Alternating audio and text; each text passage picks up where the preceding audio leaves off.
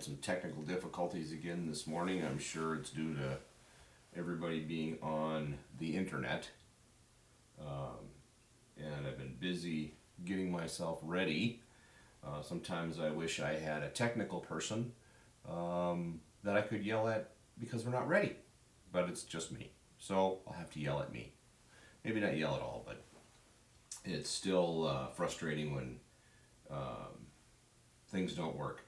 So this morning we've got all kinds of fun things to go over. We're going to have a little intro this morning, kind of a call out to Robin Williams, one of my favorite comedians, and he had a presentation at a political event, and you're probably familiar with it, but I thought it's appropriate as we continue to move forward here, remembering we're a republic and not a socialist state. I'm going to go over the COVID data, CDC versus Johns Hopkins. They seem to be presenting different information. 100,000 will die. What? I mean, the data that's being put out there doesn't show it. Stock market decline. We're going to talk a little bit about things that were in place many years ago that would have helped keep the market from going down, who's profiting from it, and who needs to be investigated. Update on the CARES Act. Just again, talking about how our government here in Wisconsin and governments around the country are failing to act quickly and get this support out to the people who need it. And once again, where are you, Scott Fitzgerald and Robin Voss? The biggest issue they could come up with to show up at the Capitol was the elections here tomorrow. I can be honest, I don't think many people care right now about what's going on with the elections. In fact, they'd just be happy if everybody left it alone and focused on getting support out to the citizens and in the form of financial support and having those revenues that are there for that flowing through them and then in turn flowing through to their creditors so that they don't have any interruption in their lives or as little interruption in their lives financially as we try to weather this storm and get people to realize we need to get back to work. All right, so with that, we're going to get started with, I'm going to play the Robin Williams.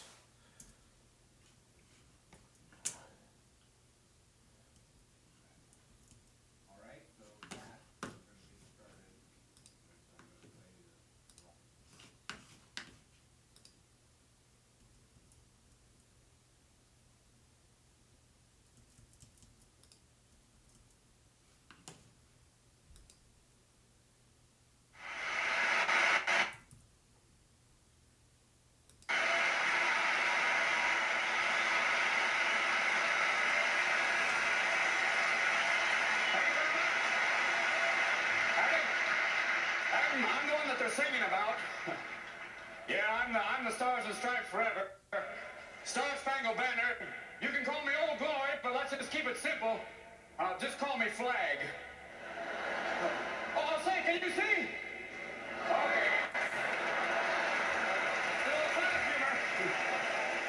Well, you probably don't recognize me. You say, who is that? Evel Knievel? No way. Yeah, you see, you can't recognize me because I'm in my birthday suit, yes!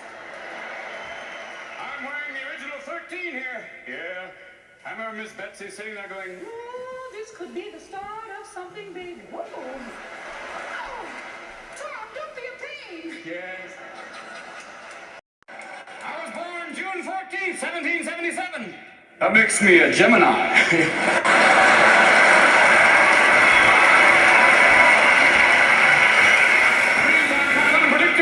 Crazy. Yes, I like the outdoors, and I'm the life of any party, whether it be Republican, Democrat, Independent, Socialist, anything libertarian, I'll be there. You know, I'm 204 years old. People say, Flag, how do you stay so young? Is it jogging? No. Is it tennis? No. It's waving.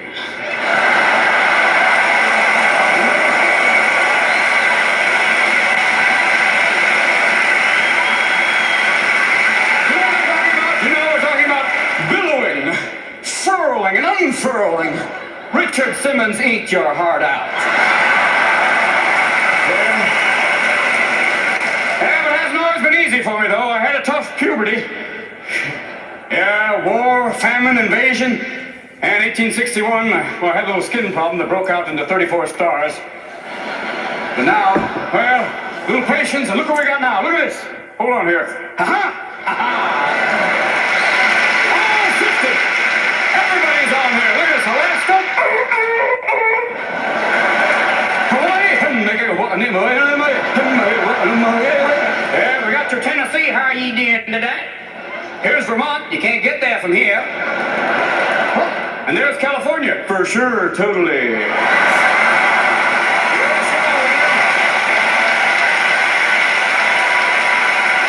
Before, you know, I had a tough time for a while. I've been in a lot of wars.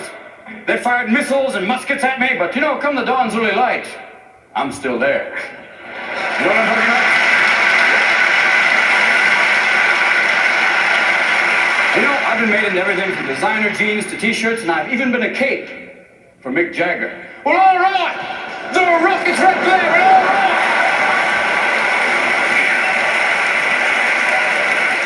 But people haven't always been respectful to me. Sometimes it's been tough. There have been some people try and spit on me, trample me, burn me. Foreigners and occasionally some Americans too, but I don't let it get me down because I'm not a stay-at-home kind of flag. You know, I've been to Europe. I've been to both North and South Pole. I was at Iwo Jima. Recently, I've even been to the moon.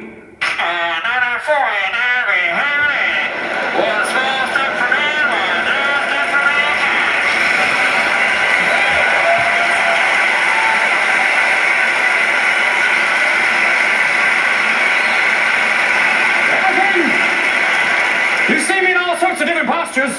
When I'm like this, that means everything is okay. When I'm upside down, well, put on your Mae West and hit the deck. But when I'm like this, well, that's not my favorite position because, well, that's half-mast. I don't mean to bum you out. I didn't come here to depress you. But I gotta tell you something honestly. I haven't been getting out much lately. I guess it's not very chic to put up the flag anymore, you know? Muffin and I have a flag, but we haven't found it for very long. Hey, but look at it this way. Don't look at it as saluting me. Look at it as saluting yourselves. You know, hey, I'm just a flag, a symbol. You're the people. If I may say so from here, long may you wave.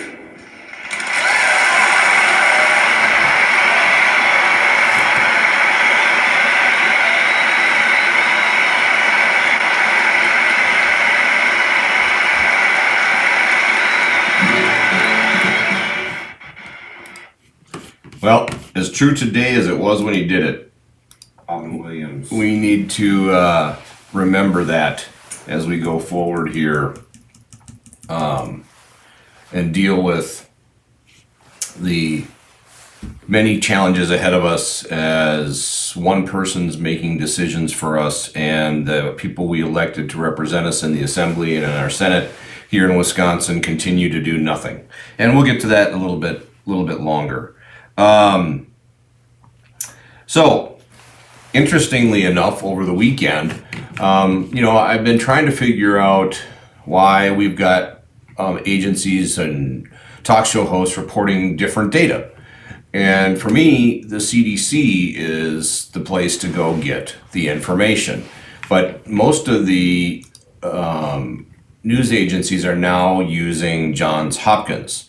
And so I'm not sure why we would be using a non-government entity like Johns Hopkins information and instead of using the group that we're taking the lead from in terms of what we're supposed to be doing as we move through this crisis. So today, on their website, updated April 5th, we have total cases 304,826, total deaths 7,616.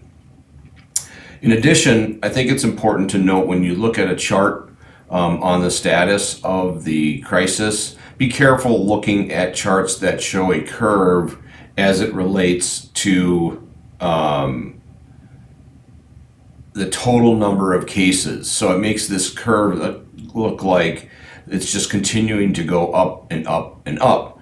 And if we look at on the CDC site and you go down to the next chart, which shows the dates of onset of illnesses, meaning new cases reported each day, that has started to level out and potentially starting to go down, which would be contrary to the idea that we're going to lose 100,000 people to this disease. Now, that could be very well if it's for the next year.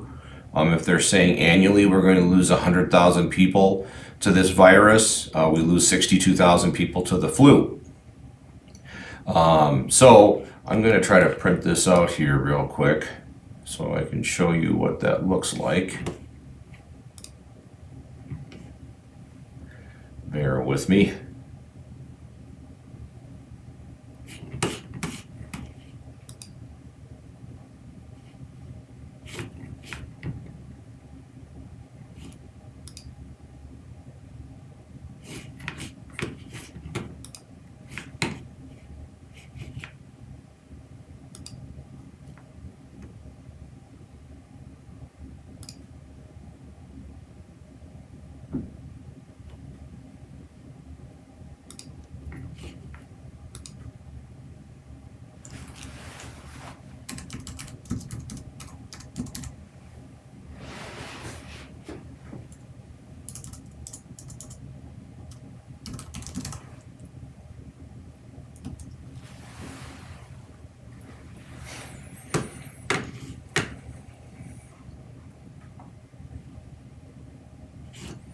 Well, once again, we'll have that chart for you guys tomorrow to show, and we'll do that each day as we move through this week, as everybody is out there trying to talk about how bad the week's going to get.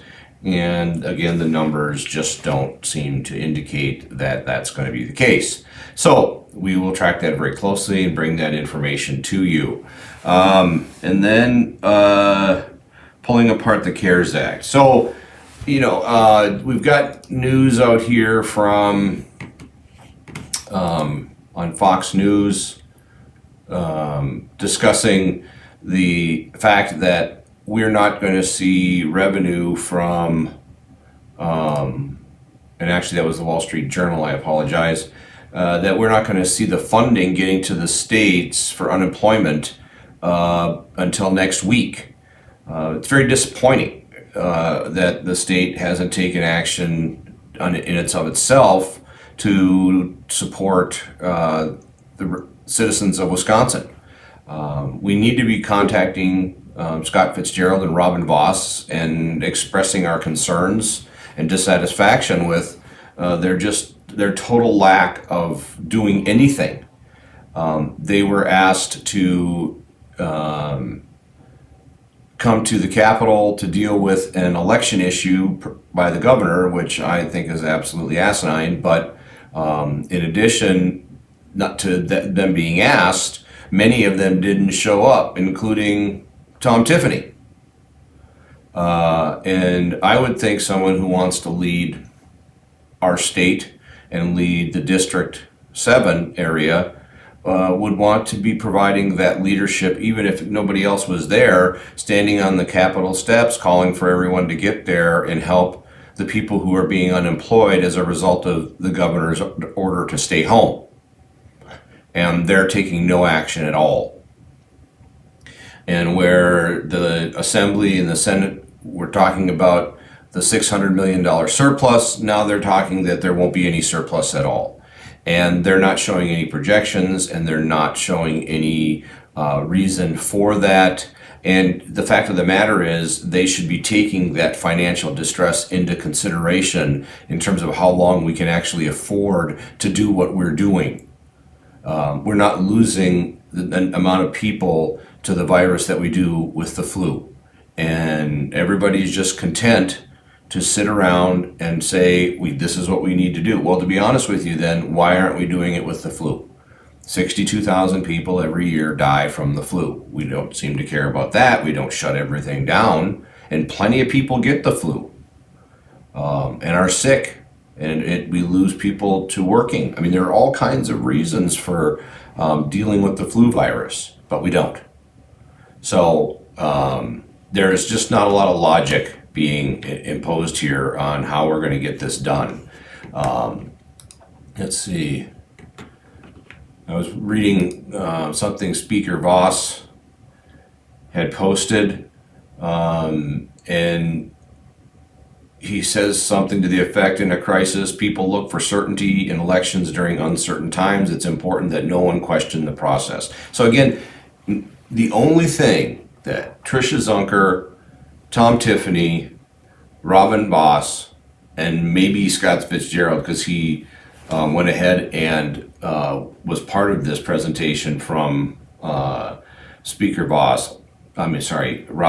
Speaker Voss, is the elections. And again, it's a distraction. Okay. I don't know how many of you were unemployed here last month, but I was one of them. And I am absolutely sick and tired of hearing about the election and not in turn hearing anything about what the state's going to do for creating this kind of fear and creating this situation for people, because jobs just aren't out there. I mean, companies are holding off employment. Yes, they're posted. So, everybody who's going to send me a text that says, hey, there's this job, that job, understand something. Most of the places are posting jobs. They're sending in resumes. It gives their people something to do. But for example, GreenHeck has it posted right on their site. You can send your resume in, but we're not doing anything until we get through this crisis. And nobody knows when that is. It could be May, it could be June, but I know in talking with one group, they're not really planning on doing anything until July. So how are we going to support people through July?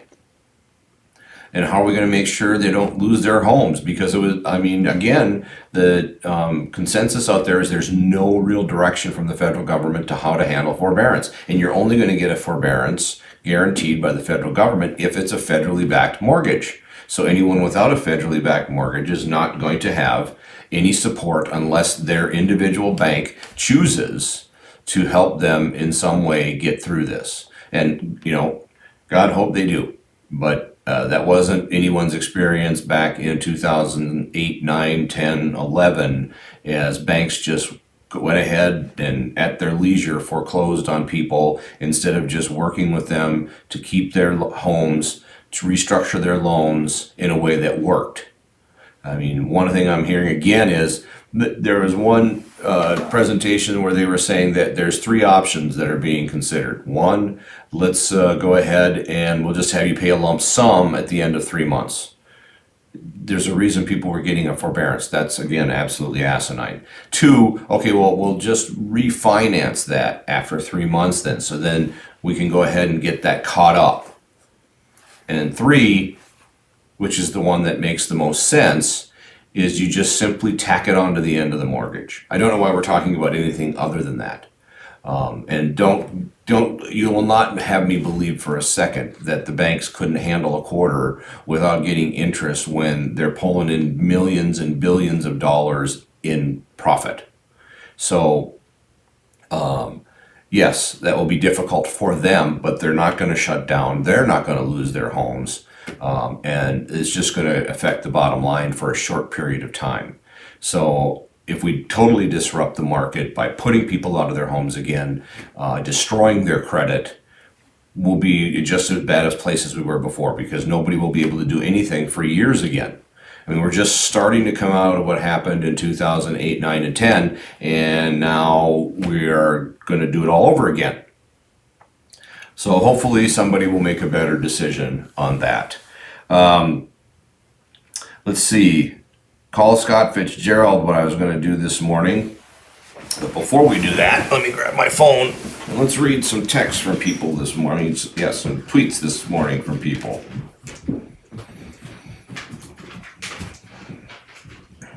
If anybody's had anything they wanted to talk about this morning.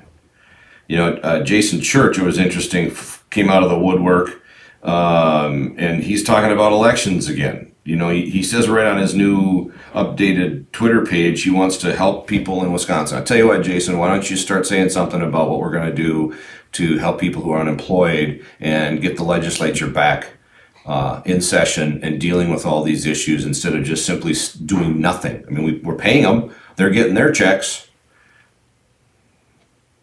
So let's see. Let's go to good old Tom Tiffany, who's telling us he's going to do so much for us. And let's see, his last text 2 days ago was talking about voting for Justice Kelly. Don't care. And 3 days ago was the chamber putting together a guide for small businesses applying for the emergency loans allocated in the CARES Act. Check it out here. It wasn't much there because we're applying for it and the banks don't know what they're doing. We're not getting a lot of direction. And my biggest fear here is they haven't even started taking applications yet. And it's going to take months to get these loans in place. And people, it won't help anybody. I mean, where this money was supposed to be really very quickly sent out to businesses to help them, and we're getting no help from anyone that has any position or authority to make any decisions or to make things move a little quicker. And nobody seems to care. I mean, I care. I hope you guys care. Let's go over to Trisha Zunkers. Because all I've seen from her is nothing. I mean, she's whining about the elections again. Everybody was whining about the elections. Not sure that really matters. So hopefully we'll see more from them. On that note, let's try to give Scott Fitzgerald's office a call this morning.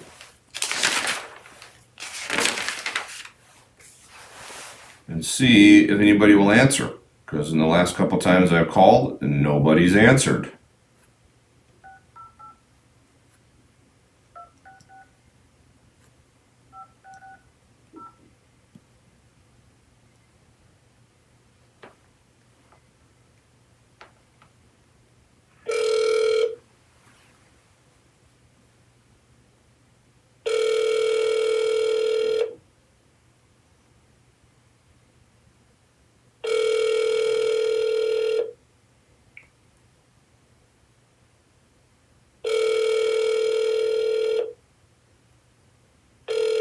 Hello, you have reached the office of State Senator Scott Fitzgerald. I'm sorry that no one is available to take your call. Please leave your name, phone number, time you called, and a brief message, and we will return your call just as soon as possible. Again, thanks for calling. You cannot record a message for... This mailbox is full. Huh. So nobody's answering his voicemails and nobody's answering his phone. Well, let's go ahead and try somebody else.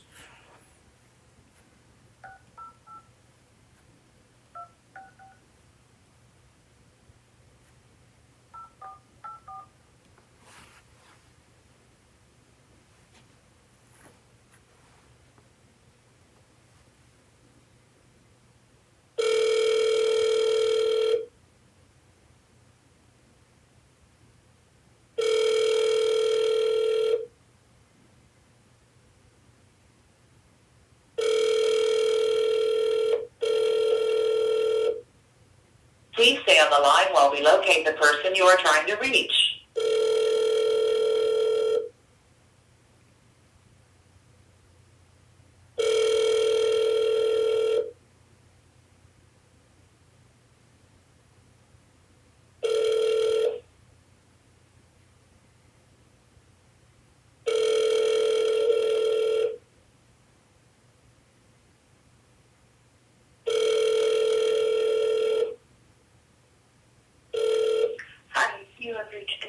Senator Robert Cole.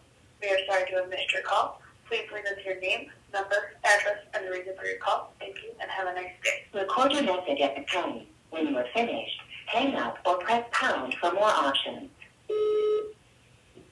Hi, Senator Cole. It's Michael Apella here with Here's My Issue. It's nice to see you're actually keeping your voicemail in operation. We tried to call Senator Fitzgerald, and his not only does he not answer, but his voicemail's full. People of Wisconsin here are looking for some answers, and I'm hosting a show called Here's My Issue, and would appreciate if you gave me a call back, 715-614-0330, so we could schedule a time that you could visit with me live on my show. I look forward to hearing back from you. All right, let's do one more, and let's see what Tom. Let's just go ahead and call good old Tom and see what's going on. See if he actually answers the phone.